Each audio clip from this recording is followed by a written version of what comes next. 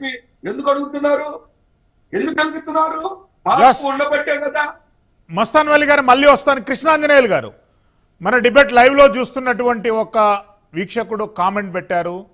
కృష్ణాంజనేయులు గారి వాదనతో నేను ఏకీభవిస్తున్నాను. వివాదం అంతా భారతీరెడ్డి మరియు షర్మిలారెడ్డిల మధ్యనుంది. జగన్మోహన్ రెడ్డి, షర్మిల మరియు విజయారెడ్డి గారు ఒక్కటే. వారి రాజకీయాలన్నీ ఒకే పక్షాన కొనసాగుతాయి. ఎట్లా స్పందిస్తారండి? సరే, ఇక్కడ ఒకటి మన వాదనను ఆమోదించకపోవటం వేరే అంశం. నేను రీజన్ లేకుండా, ఆధారం లేకుండా ఏది కూడా చెప్పను. ఖచ్చితంగా నేను ఆధారాలతో చెప్తున్నాను. ఇప్పటి వరకు షర్మిల, విజయమ్మ, బ్రదర్ అనిల్కి విభేదాలు ఉన్నాయి జగన్మోహన్ రెడ్డితో అని చెప్పిన తర్వాత ఇప్పటి వరకు ఎప్పుడు కూడా ఆ ముగ్గురు జగన్మోహన్ రెడ్డికి వ్యతిరేకంగా మాట్లాడలేదు, పని చేయలేదు, జగన్మోహన్ రెడ్డికి నష్టం కలిగించే పని చెయ్యలేదు. ఆయనకు ఉపయోగపడేటువంటి పనులు చేశారు. మీరు గమనించండి, 2019 ఎన్నికల్లో బ్రదర్ అనిల్ చాలా బాగా పనిచేశాడు క్రిస్టియన్ ఆర్గనైజేషన్ నుంచి. ఆ తర్వాత మొన్న కరోనా తర్వాత రాష్ట్ర వ్యాప్తంగా బ్రదర్ అనిల్ తిరిగి క్రిస్టియన్ ఆర్గనైజేషన్ తో మీటింగ్ పెట్టాడు. ఏమిటి అని కూడా ఇంకా తెలుగుదేశం వాళ్ళు పండగ చేసుకున్నారు. వాళ్ళ బావ మీద తిరుగుబాటు చేయడానికి వచ్చాడు బ్రదర్ అనిల్. నిజంగానే మీటింగ్లు పెట్టాడు. ఆ మీటింగ్లు ఆర్గనైజ్ చేసింది ఎవరో తెలుసా అండి?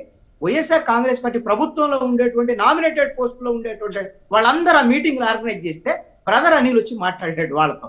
ఏమని మాట్లాడంటే, మా బావ నాకు కూడా అపాయింట్మెంట్ ఇవ్వట్లేదు, మీకు చాలా సమస్యలు ఉన్నాయి, చేద్దాము, మీరు తొందరపడి ఏ నిర్ణయాలు తీసుకోవద్దని. అంటే జగన్మోహన్ రెడ్డితో కోపంగా ఉన్న క్రిస్టియన్లు తెలుగుదేశం దగ్గరకో జనసేన దగ్గరకో వెళ్ళకూడదు అనేటువంటిది ఆ టార్గెట్ అప్పచెప్పాడు జగన్మోహన్ రెడ్డి. బ్రదర్ అని వచ్చి ఆ పని చేశాడు. తర్వాత ఏం చేశాడు జగన్మోహన్ రెడ్డి?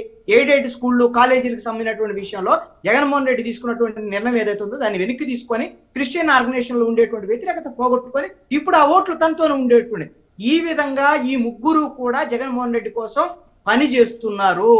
ఆ ముగ్గురు జగన్మోహన్ రెడ్డి, ఆ నలుగురు ఒక్కటే, వాళ్ళందరూ రాజకీయంగా ఒకటే. ఇందాక మస్తాన్ వలి గారు చెప్పినటువంటి మాట నేను ఒక్కసారి పునరాలోచన చేసుకోమని చెప్పి. ఎందుకంటే ఏమన్నారు అని అంటే నాకు అర్థమైంది దాంట్లో, షర్మిల రావటం వల్లట తెలంగాణలోను, తమిళనాడులోను, ఆంధ్రప్రదేశ్ ఇట్లా 4 రాష్ట్రాలు దక్షిణ భారతదేశం ఏ షర్మిల అంటే జీరో అండి. తెలంగాణలో, ఆంధ్రప్రదేశ్కి వస్తే కూడా ఆవిడ ప్రకాశం లేనటువంటి రాజకీయ నాయకురాలుగా ఉంటుంది. ఆంధ్రప్రదేశ్ లో ఆవిడకి అసలు ఏ ప్రభావం ఉండదు.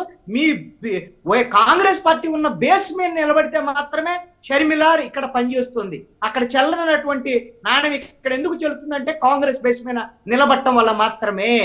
ఇక్కడ ఆల్రెడీ రాజశేఖర్ రెడ్డికి సంబంధించినటువంటి రాజకీయ వారసత్వం అనేటువంటిది జగన్మోహన్ రెడ్డి తీసుకున్నారు. జగన్మోహన్ రెడ్డి అధికారంలో ఉన్నారు, జగన్మోహన్ రెడ్డి పవర్ లో ఉన్నారు. జగన్మోహన్ రెడ్డి మీద ఉండేటువంటి ఆ ఇమేజ్ ఇంకా ప్రజల్లో పోలేదు. ఒకవేళ ప్రభుత్వం బాగోకపోతే ఓడించడం వ్యవహారం వేరేదే కావచ్చు, అంతేగాని జగన్మోహన్ రెడ్డిని కాదని షర్మిల నెత్తినకు పెట్టుకొని చూసేంత పరిస్థితులు ఆంధ్రప్రదేశ్ లో లేవు. ఆళ్ళ రామకృష్ణారెడ్డి పోతాడు రేపొద్దున షర్మిల పార్టీలోకి, బాలినేని శ్రీనివాసరెడ్డి పోతాడు. ఎవరైతే జగన్మోహన్ రెడ్డికి బాగా అత్యంత సన్నిహితులుగా ఉండేటువంటి వాళ్ళు ఉన్నారో వాళ్ళందరూ కూడా షర్మిలతో పాటు కాంగ్రెస్ పార్టీలోకి వెళ్తారు. ఎందుకు అంటే కాంగ్రెస్ పార్టీని కృత్రిమంగా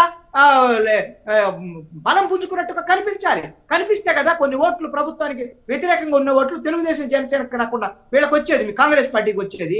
ఇది ప్లాన్, జగన్మోహన్ రెడ్డి ప్లాన్. అదే ఆయన రాజకీయంలో సహజమైనటువంటిది. అందుకనే 2018లో ఇదే తరహా ప్రణాళికల్ని కేసీఆర్ ఉపయోగించుకొని గెలిచాడు. 2023లో వర్కౌట్ అవ్వలా. ఆ రోజున బీజేపీకి ఏమీ లేకపోతే కేసీఆర్ లేపి వాళ్ళకి జాకీలేసి లేపి చేసి కాంగ్రెస్ పార్టీని ఓడించాడు. ట్రయాంగిల్ పోటీలో ఎంతో కొంత ప్రభుత్వ వ్యతిరేక ఓటు చీల్చి. ఇప్పుడు అదే తరహా ప్రయోగాన్ని జగన్మోహన్ రెడ్డి ఆంధ్రప్రదేశ్ లో చేయబోతున్నాడు. మరి 23లో బీఆర్ఎస్ చేసినటువంటి ప్రయత్నం బీజేపీ పెరిగింది. అక్కడ ప్రజల్లో కూడా ఖచ్చితంగా బీఆర్ఎస్ ను ఓడించాలనుకొని కాంగ్రెస్ పార్టీని గెలిపించారు. అది ఆ పరిస్థితులు ఇప్పుడు ఆంధ్రప్రదేశ్ లో ఉన్నాయని నేను అనుకోవట్లా. 2018 లాంటి తెలంగాణలో ఉండేటువంటి పరిస్థితులే ఆంధ్రప్రదేశ్ లో ఉన్నాయి. ట్రయాంగిల్ లో గెలవడానికి అవకాశాలు వైఎస్ఆర్ కాంగ్రెస్ పార్టీకి అలాంటి సీరియస్